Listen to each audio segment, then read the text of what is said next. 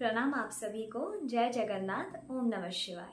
जैसे कि आप सभी को पता लग ही गया होगा कि हमने एक प्रयास उठाया है जिसमें हम जगन्नाथ जी की कथा के बारे में आप लोगों के साथ बातें करेंगे।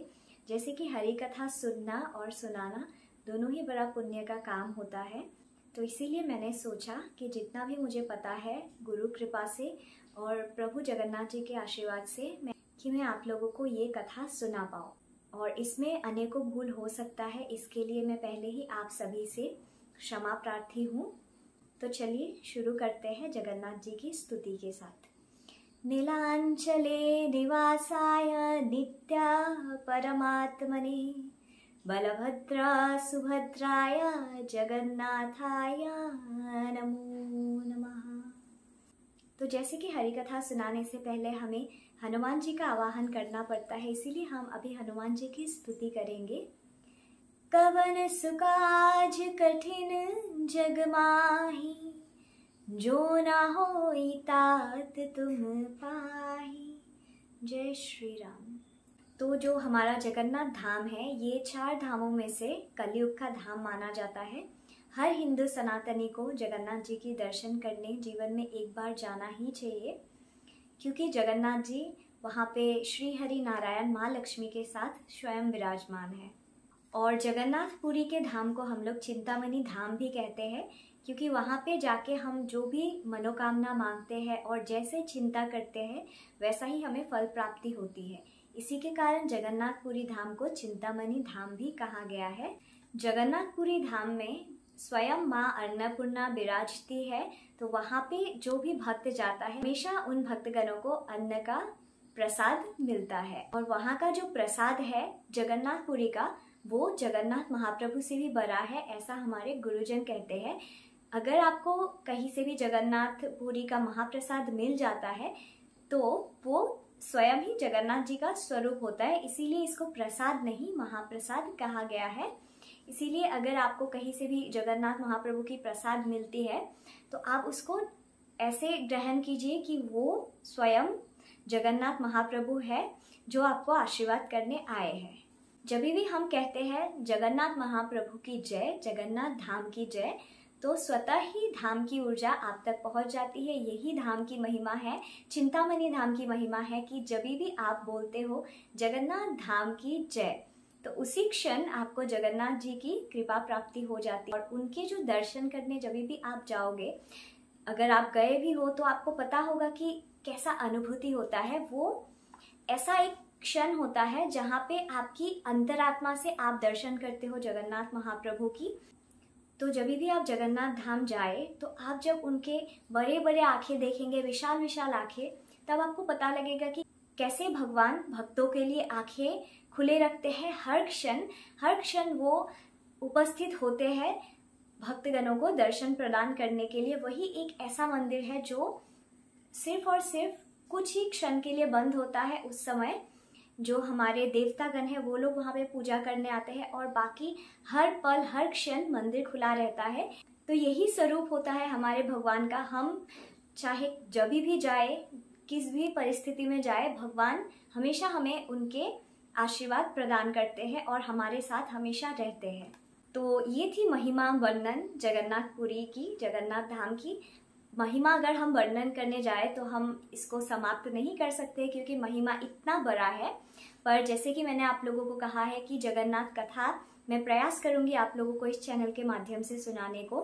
तो चलिए कथा का शुभारंभ करते हैं। तो इस एपिसोड में हम लोग जानेंगे कि जगन्नाथपुरी की उत्पत्ति कैसे हुई, इस कथा के बारे में। जैसे जगन्नाथपुरी जो है वो अलौकिक रूप में हमेशा से है जगन्नाथपुरी में, लेकिन वो लौकिक रूप में कब आया धरती में, उसी के बारे में हम लोग आज चर्चा करेंगे।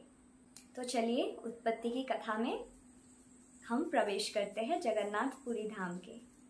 तो ये कथा का आरंभ होता है जब हमारे श्री कृष्ण प्रभु द्वारकाधीश बन के द्वारका में राज कर रहे थे। उस समय की बात है। रोहिणी माता और कृष्ण की पत्नी रुक्मिणी देवी और अन्य जो पटरानियां हैं वो लोग बैठ के माता रोहिणी के साथ वार्तालाप कर रहे थे। और उसी समय जो श्री कृष्ण की पटरानियां हैं रुक्मिणी संग बाकी सारी पत्नियों को ऐसा मन किया कि हम श्री कृष्ण की बाल लीलाओं के बारे में जाने और श्रीमती राधा रानी के बारे में भी हम जाने। तो इसके लिए रुक्मिणी माता ने प्रश्न किया रोहिणी माता को कि हमें बताइए हमारे स्वामी के बाल लीलाओं के बारे में, और राधा रानी कौन है, क्यों हमारे स्वामी राधा रानी के लिए इतने उत्सुक है, उनके मुंह से हमेशा राधा राधा ही आता है, जबकि हम उनकी सेवा में हम रहते हैं लेकिन फिर भी वो राधे राधे ही क्यों कहते हैं। तब जो रोहिणी माता थी उन्होंने कहा कि मैं तो बता तो सकती हूँ तुम लोगों को कि क्यों वो राधे राधे कहते हैं, और उनके वृंदावन की बाल लीलाओं के बारे में भी मैं बता सकती हूँ, लेकिन मेरी चिंता यह है कि अगर मैंने ये सब बताना तुम लोगों को शुरू किया और अगर श्री कृष्ण बलराम ने अगर ये सब सुन लिया, विशेषकर श्री कृष्ण अगर ये सब सुन लेते हैं तो वो उसी भावना में डूब जाएंगे और फिर वो वृंदावन के रस में डूब जाएंगे। इसीलिए मैं तुम लोगों को कहना चाहती हूँ, परंतु इस कारण के लिए मैं कैसे कहूँ तुम लोगों को।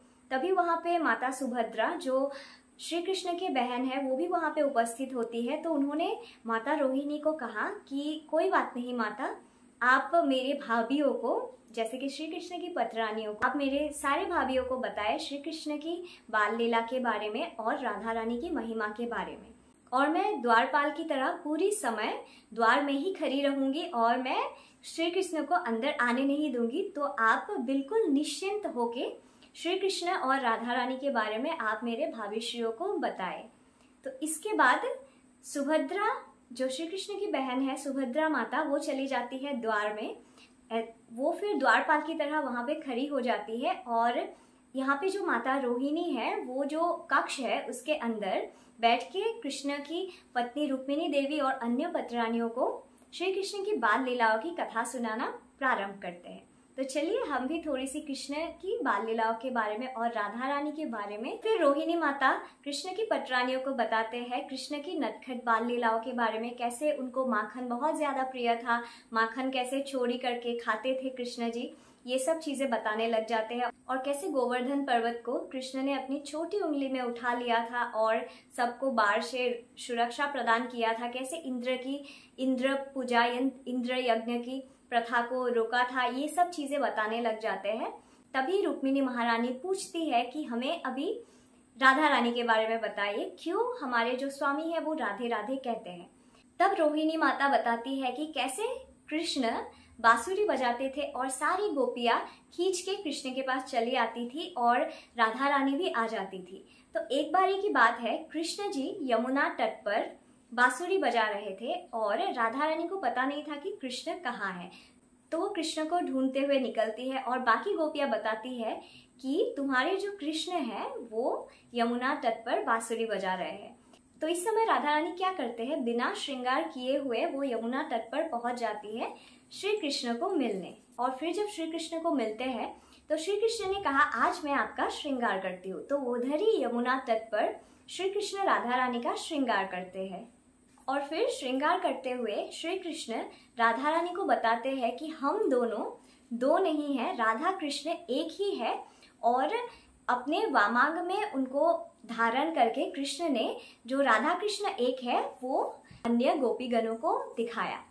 फिर रोहिणी माता ने बताया कि जब कृष्ण जी की बाल लीलाएं खत्म हो गए, उसके बाद जब कृष्ण जी को द्वारका जाना हुआ तब राधा रानी ने उन्हें एक बार भी नहीं रोका अपने कर्तव्य पालन करने के लिए। तो राधा रानी ने उनको स्वयं से दूर जाने दिया उनके कर्तव्य पालन के लिए। तो इतना दूर होते हुए भी वो लोग कभी एक दूसरे से अलग नहीं हुए।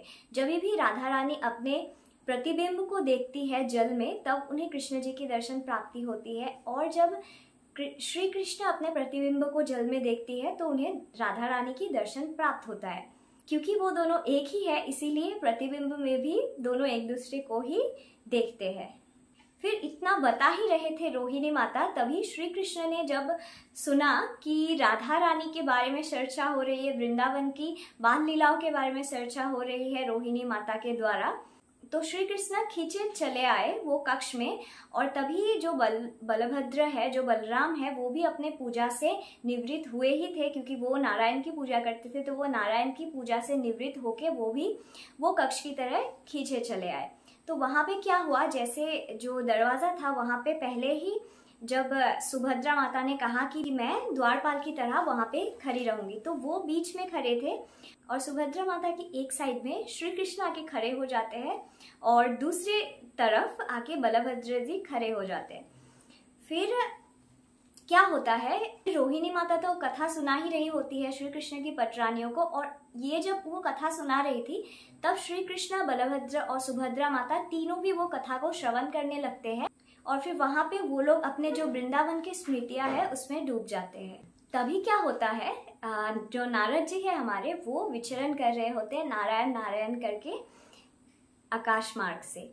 तो जब नारद जी को आभास हुआ कि कुछ तो विलक्षण घटने वाला है धरती पर, तभी उन्होंने देखा कि कृष्ण जी के जो द्वारका के महल है वहां पे तीनों एक साथ खड़े हैं और अत्यंत मनोमोहा दृश्य है वहां पे तीनों भाई बहन के। तो वो धरती पे उतर जाते हैं नारद मुनि और आके कहते हैं नारायण नारायण। फिर क्या होना था, फिर सुभद्रा माता को भी ध्यान में आता है, अरे मैं तो यहाँ पे द्वारपाल बन के खड़ी हुई थी, अब तो मेरे जो दोनों भ्राता है वो भी आके यहाँ पे खड़े हो गए, खासकर श्री कृष्ण भी मेरे साथ है और मैंने माता को तो वचन दिया था, अब क्या होगा। तो ये सोचती है सुभद्रा माता। तो जब देवर्षि नारद नारायण नारायण कहते हैं तो माता रोहिणी को ऐसा लगता है कि क्या हो गया, तो वो लोग अपनी कथा से उठते हैं क्योंकि माता रोहिणी भी वही कथा में डूब गई थी। तो उन लोगों ने देखा कि अरे श्री कृष्ण ने तो ये सब सुन लिया। तो उसके बाद नारद जी कहते हैं कि ये जो आप तीनों के दुर्लभ दर्शन मुझे प्राप्त हुआ, ये अत्यंत अलौकिक है और बहुत ही सुख प्रदान करने वाला है। नारद महामुनि कहते हैं कि आप तीनों को ऐसे दर्शन पाकर मुझे ऐसा लग रहा है कि मैं धन्य हो गया। इतना अलौकिक दर्शन और इतना सुख प्रदान करने वाले दर्शन मुझे कभी नहीं प्राप्त हुए थे। इसके बाद नारद जी एक विचार रखते हैं श्री कृष्ण के सामने कि जैसे मैंने इस आनंद का अनुभव किया, जैसे मैंने आप तीनों के दर्शन एक साथ लिया, तो इसी तरह क्या जो धरती में निवास करते हैं, जो आपके भक्तगण हैं, वो लोगों को भी इसका सौभाग्य का प्राप्ति हो सकती है। तो जैसे कि आप सभी को पता होगा, जो भक्त होते हैं वो हमेशा यही सोचते हैं कि कैसे दूसरों के हम कल्याण कर पाए। तो ऐसे ही उनका विचार बड़ा ही कल्याणकारी था नारद महामुनि के।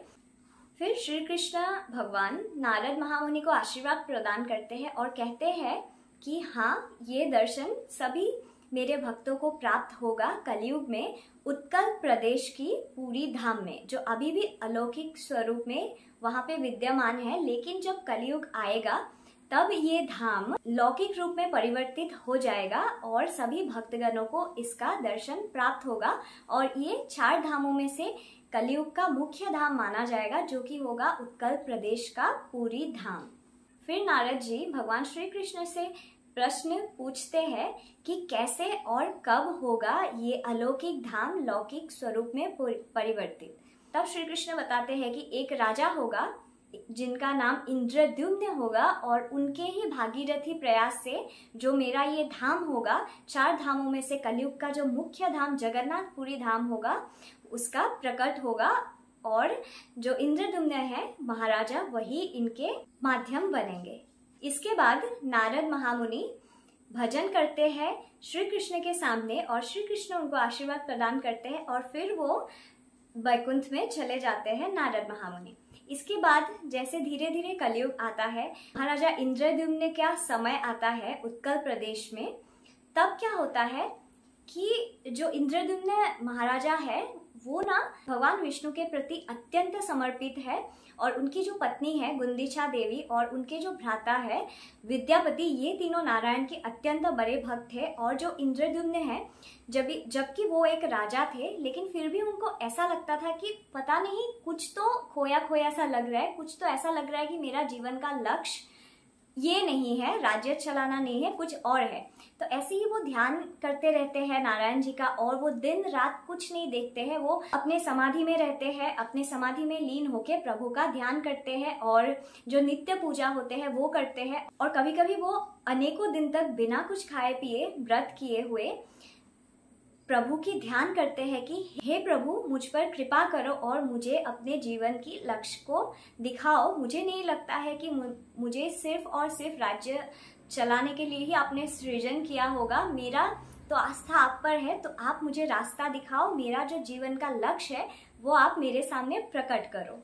तो ऐसे ही एक दिन की बात थी, राजा इंद्रद्युम्न की महल में वो रात में ध्यान कर रहे थे, समाधि में थे, और तभी उनको एक विजन प्राप्त होता है जिसमें उन्होंने देखा कि एक काक है, वो एक जगह पे ध्यान कर रहे होते हैं और उन्होंने देखा कि सामने एक काक है जो कि मर जाता है, मर के वो एक सरोवर है वहां पे वो गिर जाता है, और जब भी वो उस सरोवर में गिरता है उसके बाद तुरंत ही वो एक देवता का स्वरूप में आ जाता है। उसके बाद फिर वो देखते हैं कि ये हो क्या रहा है, एक काक आया और ये झील में, ये सरोवर में गिरा और फिर वो देवता का रूप ले लिया। वो अत्यंत अचंभित हो जाते हैं ये दृश्य को देख के। तभी और एक अचंभित करने वाला एक दृश्य उनके सामने प्रकट होता है।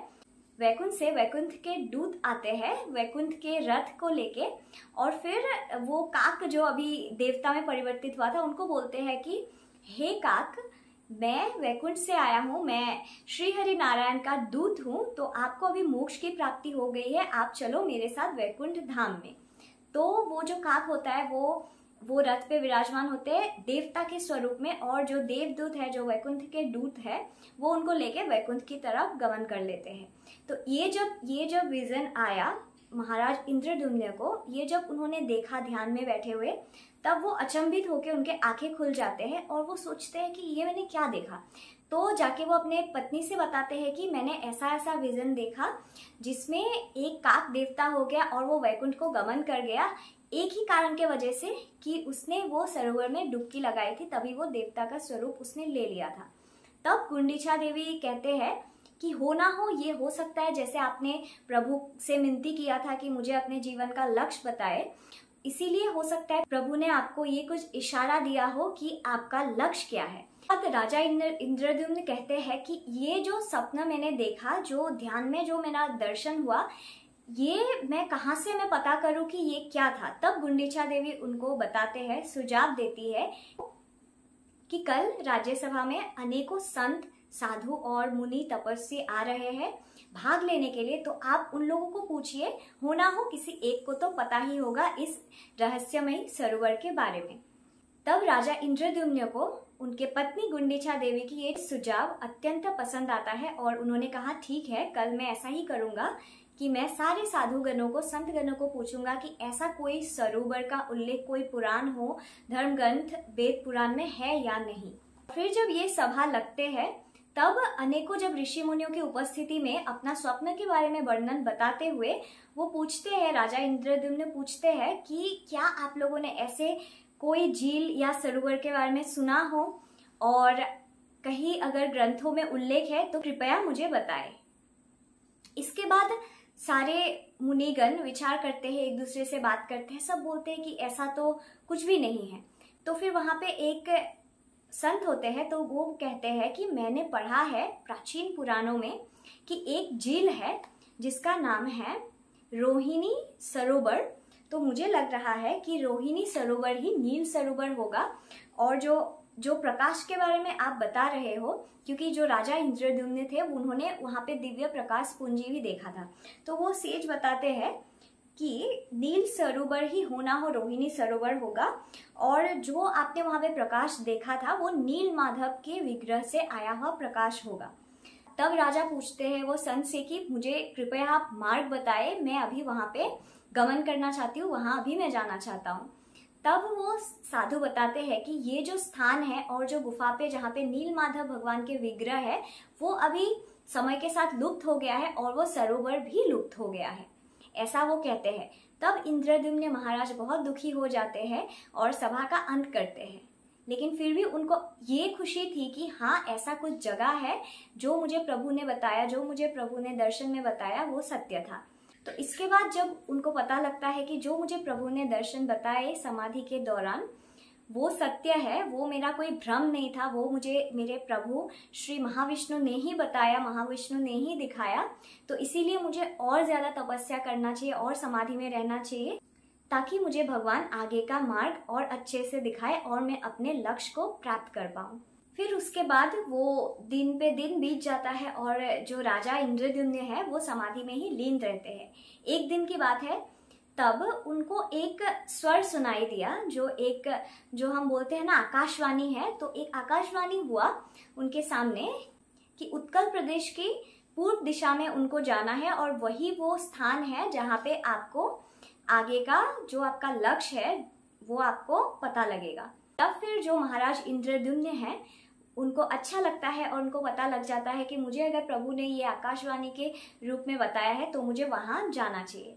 तो अगले दिन ही वो अपने पत्नी और भाई विद्यापति और स्वयं एक छोटी सी सेना की टोकरी लेके चले जाते हैं उत्कल प्रदेश की पूर्व दिशा के ओर। फिर वहां पे चले जाते हैं और फिर मार्ग ही नहीं है क्योंकि वहां पे उनको सागर मिल जाता है, तो आगे कोई मार्ग ही नहीं है। तो फिर उसके बाद वो अपने पत्नी से पूछते हैं और अपने भाई को बताते हैं कि इसके आगे तो कोई मार्ग ही नहीं है, अब मैं क्या करूं। जैसे गुंडीचा देवी है वो बताती है कि अगर आपको ये आकाशवाणी हुई है, जो प्रभु ने आपको दर्शन दिया है वो सत्य ही है, तो आपको क्या करना चाहिए, इधर ही बैठ के आपको और तपस्या करनी चाहिए ताकि आपको आगे का मार्ग मिले। तो इसके बाद जो राजा इंद्रद्युम्न है वो वहां पे ही अपने सेना की टोकरी के साथ शिविर लगाते हैं और उधर ही फिर से तपस्या करना शुरू कर देते हैं। और जब वो वहां पे तपस्या कर रहे थे, वो जो स्थली है वो भी इतना ऊर्जावान हो रहा था क्योंकि राजा इंद्रद्युम्न वहां पे इतने मंत्र जाप कर चुके थे, वो जगह भी स्वयं ही ऊर्जावान होने लग गया था। तो जब राजा इंद्रद्युम्न अपने साधना में रहते हैं और जो हरि नाम का वो उच्चारण करते हैं, तो हमारे भगवान हनुमान है, क्योंकि वो चिरंजीवी है, वो हमेशा धरती पे ही रहते हैं, तो उन्होंने सुन लिया था कि कोई है जो इतना ज्यादा हरि नाम का गुणगान कर रहे हैं, हरि नाम का ध्यान कर रहे हैं। तो उसी वक्त उनका ध्यान खुल जाता है हनुमान जी का और वो देखने लग जाते हैं कि कौन इतना ज्यादा हरि नाम का स्मरण कर रहा है। तो जब उनका ध्यान खुलता है तभी जो श्री हरि नारायण होते हैं, महाविष्णु, हनुमान जी के सामने प्रकट हो जाते हैं और वो श्री राम जी का स्वरूप लेते हैं। और श्री राम जी के स्वरूप में हनुमान जी को दर्शन देने के बाद हनुमान जी अत्यंत प्रसन्न हो जाते हैं और कहते हैं, प्रभु बताइए आपको क्यों आना हुआ, क्यों इतना कष्ट करना हुआ, आप मुझे ही बुला लेते। तब श्री हरि नारायण श्री राम जी बोलते हैं हनुमान जी से कि मेरा एक भक्त है इंद्रद्युम्न करके, वो एक भागीरथी प्रयास कर रहा है, जो मेरा अलौकिक धाम है, जो जगन्नाथपुरी धाम है उत्कल प्रदेश में, उसको लौकिक स्वरूप में लाने के लिए वो अत्यंत कठोर तप कर रहा है।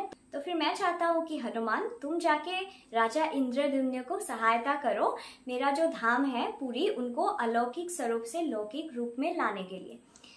तो ऐसा कह के श्री राम जी महाविष्णु वहां से अंतर्ध्यान हो जाते हैं और हनुमान जी को लगता है कि कितना सौभाग्य है मेरा कि मैं अभी फिर से रामकाज में जा रहा हूँ। तो उन्होंने ये रामकाज को पूर्ण करने के लिए बिल्कुल भी देरी ना लगाते हुए वो पहुंच जाते हैं उत्कल प्रदेश की वो जो समुद्र तट है वहां पे पहुंच जाते हैं। और फिर वहां पे वो देखते हैं इंद्रद्युम्न अभी भी तप कर रहा है, तो वो देख के अत्यंत प्रसन्न हो जाते हैं और राजा इंद्रद्युम्न के सामने आके अपना दर्शन प्रदान करते हैं। तब महाराजा इंद्रद्युम्न अपने तपस्या को रोकते हैं और फिर हनुमान जी को प्रणाम करते हैं और अत्यंत खुश हो जाते हैं और कहते हैं कि राम भक्त हनुमान जी के दर्शन प्राप्त हो गया, तो मेरा ये साधना सफल हुआ, मेरा तप सफल हुआ, आप मुझे आगे का मार्ग दिखाइए। फिर हनुमान जी राजा इंद्रद्युम्न को बताते हैं कि मैं एक संदेश वाहक की तरह आपके पास आया हूँ। मुझे स्वयं प्रभु श्री राम महाविष्णु ने कहा है कि आप अपने भागीरथी प्रयास के द्वारा जो प्रभु के 4 धामों में से है, जो कलयुग का महाधाम है जगन्नाथ धाम, को अलौकिक से आप लौकिक स्वरूप में लाओगे। तो यह सुन के जो राजा इंद्रद्युम्न होते हैं वो पूछते हैं कि भागीरथी प्रयास क्या होता है। तब हनुमान जी बताते हैं कि कैसे राजा भागीरथ ने गंगा जी को स्वर्ग से, जो ब्रह्मा जी के जो कमंडलू है उससे कैसे धरती पे लाए थे अपने जो कुल है, जो अपने पूर्वजों के उद्धार के लिए। आप ऐसा ही प्रयास कर रहे हो महाराज इंद्रद्युम्न कि आप श्री हरि नारायण के महाविष्णु के 4 धामों में से जो कलयुग के धाम है उनको आपके माध्यम से उजागर आप करोगे। तो ये सुन के अत्यंत वो प्रसन्न हो जाते हैं और कहते हैं कि जो भगवान वहां पे विराजमान होगा वो महाविष्णु का ही स्वरूप होगा, जिनका नाम होगा जगन्नाथ जी। तो इतना बता देते हैं राजा इंद्रद्युम्न को हनुमान जी। फिर राजा इंद्रद्युम्न पूछते हैं कि हाँ, आपने तो भगवान का नाम बता दिया, पर मैं इतना जो बड़ा धाम है जो अलौकिक स्वरूप में विद्यमान है, ऑलरेडी है, उनको मैं कैसे लौकिक स्वरूप में लाऊं और मैं कौन से प्रतिमा की स्थापन करूं, आप मुझे ये सब भी बताइए।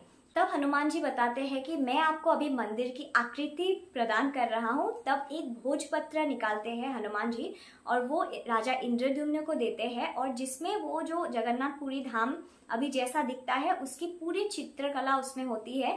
और वो देके बोलते हैं कि आप ऐसा ही मंदिर इधर ही आप निर्माण कराइए। इसके बाद हनुमान जी और एक वर प्रदान करते हैं राजा इंद्रद्युम्न को कि आपके भुजाओं में भी, आपके सारे समग्र सेनाओं के भुजाओं में मेरी जो बल है वो आप लोगों को मिलेगा। आप लोग की बल की कोई कमी नहीं होगी, जिससे आप लोग बहुत ही सुलभ तरीके से आप लोग ये मंदिर का निर्माण कर पाओगे। इतना बता के आशीर्वाद देते हैं और फिर हनुमान जी वहां से अंतर्ध्यान हो जाते हैं। और फिर उसके बाद राजा इंद्रद्युम्न अत्यंत प्रसन्न हो जाते हैं और अपने पत्नी गुंडिचा देवी और अपने भाई विद्यापति के पास पहुंचते हैं और जो आकृति मंदिर का है वो दिखाते हैं और बताते हैं कि मुझे आज पवन पुत्र हनुमान ने, श्री राम भक्त हनुमान ने दर्शन दिया और ये आकृति का हमें मंदिर बनाना चाहिए। तब सारे सैन्य जो है, जो भी उनके साथ है, सारे लोग प्रसन्न हो जाते हैं, क्योंकि उनके जो राजा है उनको अपना लक्ष्य का एक पड़ाव मिल गया था कि अभी क्या करना है। ये जो कथा है इससे मुझे ऐसा ही लगता है, जो इंद्रद्युम्न महाराज की जो प्रयास है, उनके प्रयास में अतुल भक्ति थी, सच्ची निष्ठा और पूर्ण श्रद्धा था, इसीलिए उनको भगवान का दर्शन भी प्राप्त हुआ और ऐसे एक काम करने का उनको सौभाग्य मिला जो कि प्रभु का 4 धामों में से एक धाम, जो पूरी धाम है, वो अलौकिक स्वरूप में लौकिक में लाने के लिए उनको सौभाग्य की प्राप्ति हुई। तो आज की कथा में इतना ही। फिर मैं मिलती हूँ आप लोगों को नेक्स्ट एपिसोड के साथ कल। तो आशा करती हूँ आप लोगों को ये वाला एपिसोड बहुत ही अच्छा लगा होगा। अगर आप लोगों को ये कथा अच्छी लग रही हो तो प्लीज आप लोग मेरे चैनल को सब्सक्राइब कर सकते हैं, ताकि आपको जो आगे की कथा है जगन्नाथ जी की वो भी श्रवण करने के लिए नोटिफिकेशन मिल जाए। जय जगन्नाथ। ओम नमः शिवाय।